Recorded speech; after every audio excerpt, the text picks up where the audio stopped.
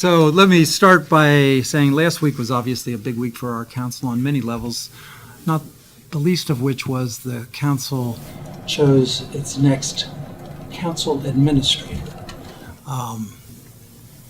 Marlene Michaelson, who has served our council for so many years and is someone so greatly respected, to fill the shoes of Steve Farber, who has been extraordinary for that many years and then some.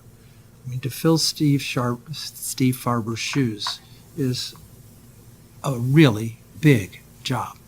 But we have great confidence in Marlene Michaelson and the role that the staff administrator plays. And Mr. Farber was instrumental in changing the name to council administrator. Some of us have never felt that it does justice to the position because it is our chief advisor. It is the person who runs our professional staff.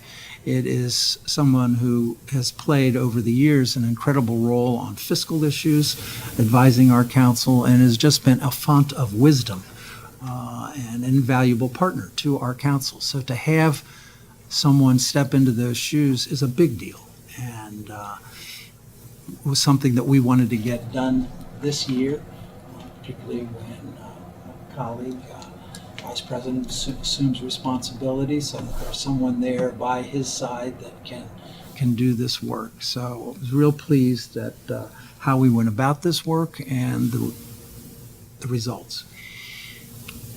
There was this other little matter that we dealt with as well, minimum wage, in which there's a bill signing in less than an hour. I'm real proud of our council having come together with respect to this issue. Personally, I had all committed to getting to yes, as I'd shared with you on a number of occasions, but getting to yes in a way that was right for Montgomery County.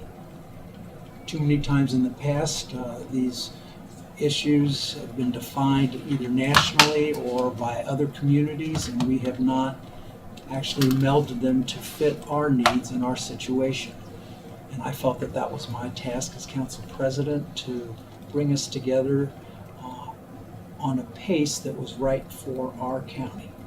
And so literally on the day before the vote, I broke bread with Mr. Eldridge, and we did some serious negotiations with respect to this legislation, and the result is what we passed on a 9-0 vote.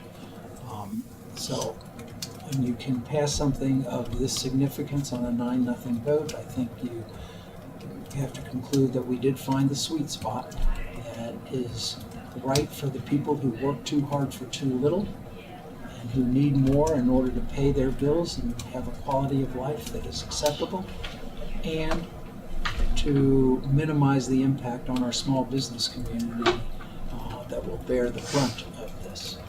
So I think we did pretty well on both of those scores. And I'm pleased to be joining the county executive, Mr. Eldridge, later this morning for the formal bill signing. This weekend saw the release, not officially, but de facto, of the LaHood report on Metro. It's a significant document. It's a significant contribution to our region's understanding of what needs to happen. It did not break a lot of new ground, but it affirmed that which many of us have been working on for more than a year, which is the fundamental issue is, in fact, that we need more dollars and we need dedicated dollars. We have been spending dollars on a system as though it were still new, not on a 40-year-old system that needs to be rebuilt. And so the dollars that we have been spending are simply inadequate, and they were not dedicated and are not dedicated dollars. It is also true, as the report observes, that governance is an issue. I think we have seen that for some period of time, that parochialism has been too much at the forefront of the deliberations of the board, and that we need to get past that. And so the suggestion of having a 5-member board for the next 3 years is one that I support, to do things differently, to make sure that What we are focused on is the health of the system as a whole, and not whether one jurisdiction or another benefits as a function of what has to happen to make this system what it must be. The difficulty with dedicated funding has been really threefold. One, in Virginia, that we didn't know if we had the support. Many people believe that the election that just took place there will be a net positive to getting to dedicated funding in the state of Virginia. On the other hand, there were losses of moderate Republicans who were helpful in that effort. But most people seem to feel that on balance, the election in Virginia strengthens our hand to get dedicated funding from Virginia. The governor has put forth what many people believe to be a positive solution, a positive step, I don't want to say a solution, a positive step in having $125 million a year for the next 4 years be put forward in this way. The difficulty with his proposal is it's not dedicated funding. And what we need is for dedicated funding. So my hope is that the legislature will looking at our Maryland Trust Fund and seeing if we can't take a piece of that trust fund and have it dedicated and get on with what needs to happen here. The District of Columbia has been insisting upon a region-wide uniform sales tax. I don't believe that ultimately is going to prove to be the outcome that is right for Maryland or the outcome that is right for Virginia. I have been of the view for some period of time that each jurisdiction should be held responsible for coming up with its fair share of the dollars, and as long as they are dedicated, the form that takes should be left up to those individual jurisdictions.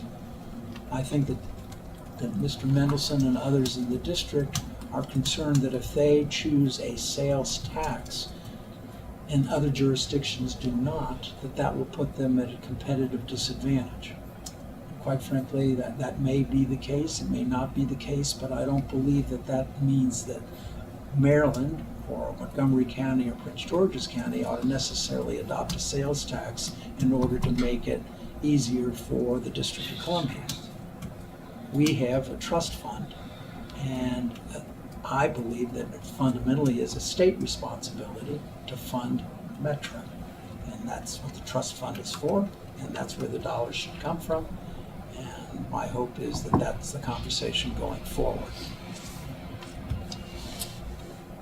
We will have, as you guys know, the Secretary of Transportation coming on Thursday to discuss the $9 billion public-private partnership that the governor envisions for 495, 270, and hopefully the American Legion Bridge.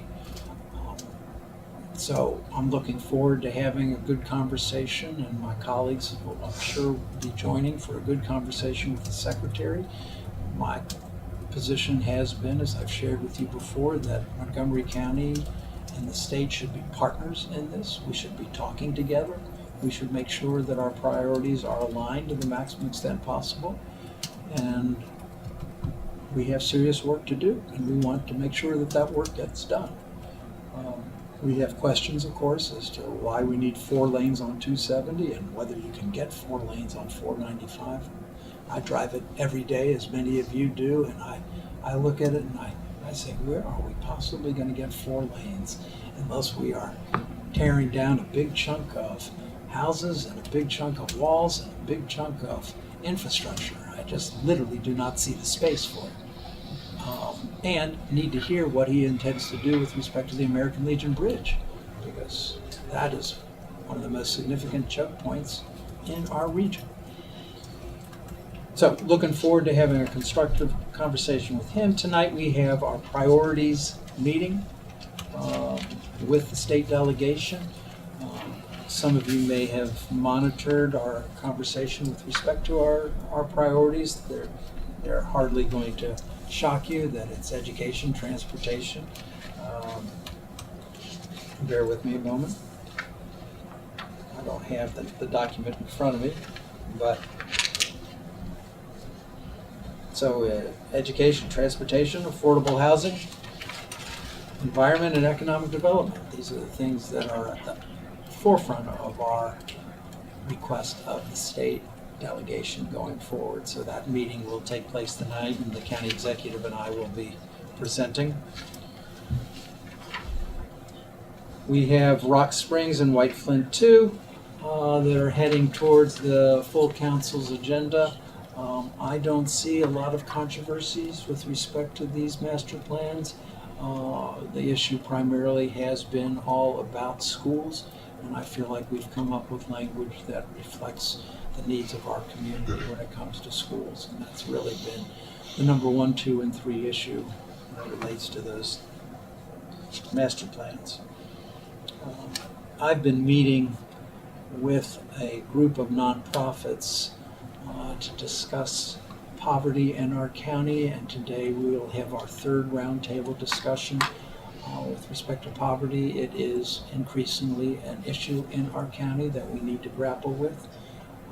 We have an East County initiative underway that is important, but we've been briefed on other approaches that are really quite interesting. The Interfaith Works, and Shane Rocks is promoting what's called the Family Independence Initiative, which really totally inverts the paradigm of how to help people get out of poverty and assumes that they have the wherewithal to do that if they are provided some resources and a social network of people that will work with them. And so it is my hope that our county will be among those communities across the country that will pilot such an initiative here. It's really, I started reading the book that was written by the founder of this movement, and it's really quite inspiring in terms of trusting that people who have the wherewithal to pull themselves out of poverty, as opposed to feeling like they are charity cases that need to be helped in a different way. So we need to explore all ways in which our people can escape poverty and not be limited to a certain paradigm as we approach this work. So this today will be the 3rd such meeting that I've had, and we're going to keep at this. I think I'm basically done. What do you got for me? Could you talk about the bill you're introducing tomorrow in regard to small businesses and procurement? Yes, it's the county executive's bill that I have agreed to introduce that basically allows people to stay in the program if they've received more than, I believe, $10 million in county dollars. So it's trying to expand it to, I believe, $25 million so that, again, the county can be of more assistance to our minority and women-owned small businesses. And that's something that we need to attend to better. We actually don't do well enough by our small business, our local small business community. We had a situation brought to my attention where Montgomery College doesn't even have a formal program in this regard. So we need to pay attention to these sets of issues and make it easier for our local small businesses to compete. That's what this is about. Given that there were still some in the county who were against a minimum wage increase to $15, do you anticipate any political fallback for the next council or the next county executive after the signing of this bill? Well, this was a real hard issue. I promise you, I received phone calls after the fact from people saying, "Really, Roger? What are you thinking? And are you going to make our situation worse than Virginia?" And so I shared with them that I thought that the pace at which we are moving forward is the right thing to do and is the right pace for Montgomery County. But I promise you that I heard from retailers in particular who are concerned because the retail industry is under siege enough as it is, and so you are concerned about that. You're concerned about the restaurant industry in particular. Those are the 2 groups of people that we were most concerned with, and it's why that I fought so hard to have the cutoff be 50 as opposed to 5, which was Mr. Elrich's initial proposal, so that we did focus, to the extent possible, on larger businesses in the first tranche and didn't get to the second one until 2023. But if you're trying to sign people up for long-term leases, the conversation is this helpful or not? So it was why this was a hard conversation. And it's why I fought so hard to try and make it right for Montgomery County and not simply succumb to, if you will, national slogans. It had to work for us as well as for the people that we were wanting to help. But you're absolutely right, there are people that are unhappy. Any word from Amazon? No word from Amazon. I think our expectation is that they'll make their first cut by the end of the year. And then they indicated basically by the first quarter or so of next year that they would be making their final decision, as I understood it. I remain optimistic that we'll make the first cut, but that's just based on No follow-up questions, no... nothing at this point that it's been shared with me.